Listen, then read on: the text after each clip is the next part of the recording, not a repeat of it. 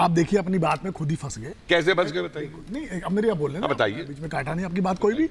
मैं भी तो यही कह रहा हूं कि 2014 से लेकर 2024 10 साल हो गए आपको। तो AMU में या जामिया मिलिया में और सेंट स्टीफंस में, हाँ। और बनारस हिंदू यूनिवर्सिटी में, आपको बताता हूं, हाँ। बनारस हिंदू यूनिवर्सिटी में SC/ST को रिजर्वेशन है, OBC को नहीं है। और जामिया मिलिया में और अलीगढ़ मुस्लिम यूनिवर्सिटी में ना SC/ST को है ना OBC को है, और सेंट स्टीफंस में ना SC/ST को है ना OBC को है। 10 साल में आपने क्यों नहीं दिया? अरे मुझसे क्यों पूछ रहे हो भाई? नहीं, आपसे ये शाहिजा जी से पूछ रहे हैं, मुझसे क्यों पूछ रहे हो? आप डिफेंड कर रहे हैं। मैं डिफेंड नहीं कर रहा हूँ। ठीक है, मैं आपको कमजोरियां आपकी बता रहा हूँ। बहुत अच्छी। एक मिनट। तो गीता जी और यूपी में जो ये कह रहे थे, आपने यूपी की यूनिवर्सिटीज में क्यों नहीं कर दिया? मुलायम सिंह के होते, अखिलेश के होते हुए आपने क्या किया? और सुनिए, OBC में जो वास्तविक OBC है, बेचारा धोबी है, कोई दर्जी है, लोहार है, गुजर है, मीना है, जाट को कौन लाया?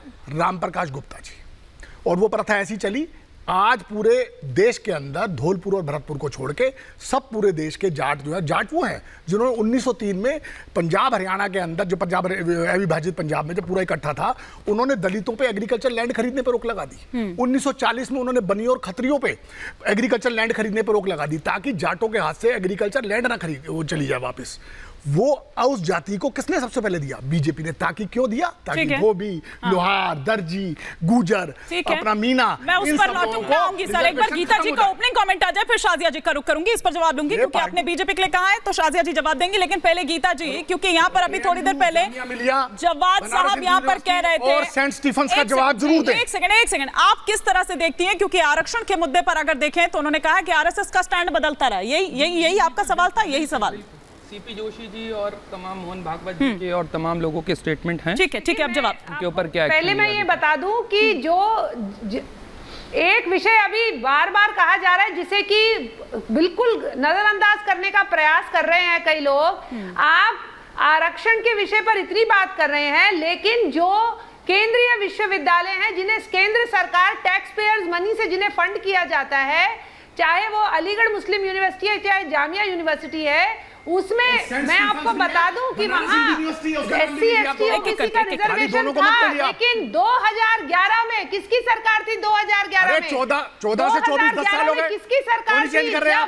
Constitutionally national commission for minorities education, इसे बनाया गया एक कॉन्स्टिट्यूशनल कमीशन को सेट किया गया UPA की सरकार के द्वारा। और उसके बाद जो ये केंद्रीय विश्वविद्यालय है, SC/ST OBC का रिजर्वेशन समाप्त कर दिया गया और माइनॉरिटी 50% उसका जो है रिजर्वेशन लगा दिया गया। और कपिल जी ठीक कह रहे हैं कि आज की तारीख में वहाँ कोई रिजर्वेशन नहीं है SC/ST OBC का। तो और ये सब्सिडीज है, इसलिए जो आप बार बार कह रहे हैं कि 2014 क्यों नहीं, बताइए कौन से कोर्ट में? क्योंकि ये झूठ बोल रहे हैं कोर्ट में चल रहा है, आप स्टडी करके नहीं आ रहे, से इसका फैसला नहीं आएगा, तब तक आप इसको इम्प्लीमेंट कर सकते हैं। मैं शाजिया जी आ रही हूँ, जरा एक बड़ी खबर आ रही है, एक सेकंड, एक बड़ी खबर आ रही है, मैं उस पर रुक कर लूं, फिर शाजिया जी आप रिएक्शन दीजिएगा अपना। गलत नहीं हो जाएगी। ठीक है गीता जी, ठीक है। जो बड़ी खबर इस वक्त आ रही है, पहले उसका हम रुक कर लेते हैं। फेक वीडियो पर प्रधानमंत्री मोदी का बड़ा बयान सामने आया है। जो NDA और BJP से सामने से लड़ाई नहीं लड़ पा रहे हैं, वो फेक वीडियो फैला रहे हैं। AI का उपयोग कर कभी अमित शाह, कभी मेरा फेक वीडियो बनाया जा रहा है। आने वाले दिनों में विपक्ष सामाजिक तनाव पैदा करने की साजिश रच रहा है। पहले सुन लेते हैं, फिर उस पर तो दुष्यंत जी आपका रिएक्शन बनता है, फिर शाजिया जी का।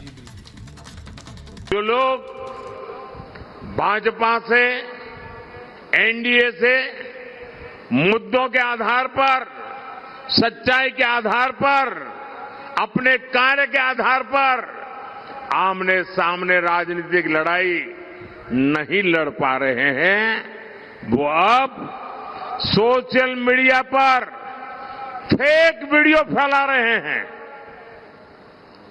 हमारी पार्टी के अलग अलग नेताओं की आवाज में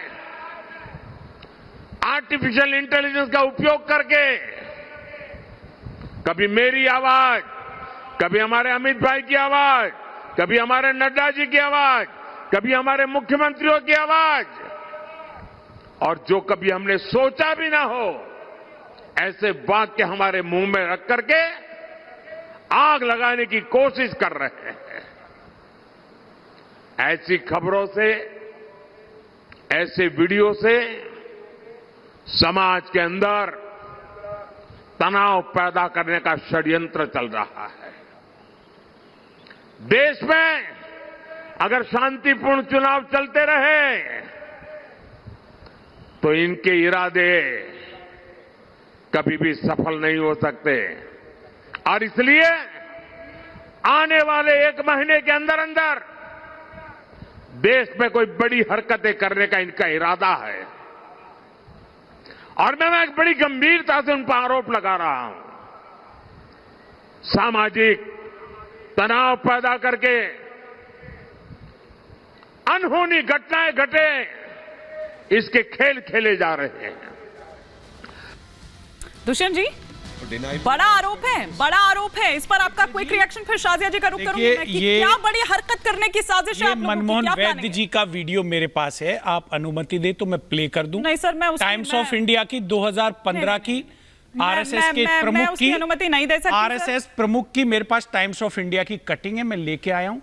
दोनों में प्रमाणिक न्यूज सोर्सेस के द्वारा प्राप्त किए गए तथ्य हैं। दोनों नेता कह रहे हैं कि आरक्षण पे विचार करना चाहिए, आरक्षण को खत्म करना चाहिए। आप सर, मैं आपसे केमिस्ट्री का पूछ रही हूं, आप कह रहे हैं कि मैं तो श्री प्रमोद कृष्णम जी कल की पीठाधीश्वर जिनकी पीठ के शिलान्यास के माननीय भारत के प्रधानमंत्री मोदी जी गए थे, उनका वीडियो है, आप कहें मैं प्ले कर दूं। आप अपना वीडियो प्ले करने पर लगे, लेकिन जो वीडियो मैंने प्ले किया उस पर आपने रिएक्शन नहीं दिया। शाजिया जी किस ओर इशारा कर रहे थे? एक सेकंड सर, एक सेकंड किस ओर इशारा था प्रधानमंत्री नरेंद्र मोदी का कि आगे कोई बड़ी हरकत हो सकती है, बड़ी साजिश? अरे रुक जाइए ना दुष्यंत जी। हाँ शाजिया जी, देखिए, झूठ की दुकान खोले हुए जो लोग बैठे हैं, जो इस बात से इतने खौफजदा हैं कि उनके अस्तित्व ही खत्म ना हो जाए, जाहिर सी बात है कुछ भी करने के लिए और किसी भी तरह का भ्रम फैलाकर वो आगे बढ़ना चाहते हैं और इस जिल्लत से अपने को बचाना चाहते हैं जो उनको लगता है उनका बहुत ही जल्दी 4 जून तक उनको मिलेगी। और इसके चलते वो इस तरह के वीडियोस और AI जनरेटेड इमेजेस और नहीं, आप भाई साहब, आप पहले राहत इंदौरी को कम पढ़िए, पहले फैक्ट चेक किया कीजिए। शाजिया बाजी, अगर आप कोई बोल रहा है बीच में, आपा हेमानी जी अच्छा, एक बार उनको कंप्लीट करने दीजिए, एक बार कंप्लीट करने दीजिए। हेमानी जी आपको आपको थोड़ा 10 सेकंड दे दीजिए। एक सेकंड, एक बार उनको कंप्लीट करने देते हैं। शाजिया जी आप कंप्लीट कर लीजिए, आपकी बात पर कुछ रिएक्ट करना चाह रहे थे, ठीक है? नहीं, पहले वो रिएक्ट करें, पहले वो चेक करें और बताएं, माफी मांगी कि उन्होंने झूठ बोला है अलीगढ़ यूनिवर्सिटी और जामिया में जो सब्जेक्ट माना है। आप चेक कीजिए भाई साहब। शाजिया बाजी एक बार कंप्लीट तो करने उधर से आलू डालो, उधर से सोना निकलेगा। अरे रुकिए, एक साथ इधर से आलू डालो, उधर से सोना निकलेगा। वो राहुल गांधी जी का जो चलाया था भारतीय जनता पार्टी ने, आज तक भारतीय जनता पार्टी के प्रवक्ता बोलते हैं, आप एक बार कंप्लीट करने दीजिए। आपने सफाई नहीं दी बाजी, अब एक बार कंप्लीट करने दीजिए बाजी। आज तो सफाई कंप्लीट, एक बार कंप्लीट करने देते हैं, एक बार कंप्लीट करने देते हैं। सब एक साथ बोलेंगे तो कैसे चलेगा? शाजिया जी एक बार कंप्लीट कर ले, फिर जवाद साहब आप इत्मीनान से अपनी बात रखिएगा, इत्मीनान से रखिएगा। जी शाजिया जी, आर यू प्रोफेसर? अरे भाई साहब, अपनी हीरोगिरी बाद में दिखाइएगा। आप क्या, आप में जरा सा भी ज्ञान नहीं है, नॉलेज नहीं है, इसका मुजाहिरा पहले हो गया है। नहीं, मुजाहिरा उन्होंने कर दिया ना, जानते भी नहीं है कि आरक्षण को लेकर क्या हकीकत है। राहत इंदौरी की शेर पढ़ रहे, चुप रहिए भाई साहब, चुप रहिए। दीपक जी रुक जाइए ना, पढ़ाई लिखाई कीजिए, थोड़ी बहुत जानकारी हासिल कीजिए, फिर बोलिए भाई साहब। अपने को इस लेवल तक लाइए, क्या अपने को इस लेवल तक लाइए कि आपके पास तथ्य हो।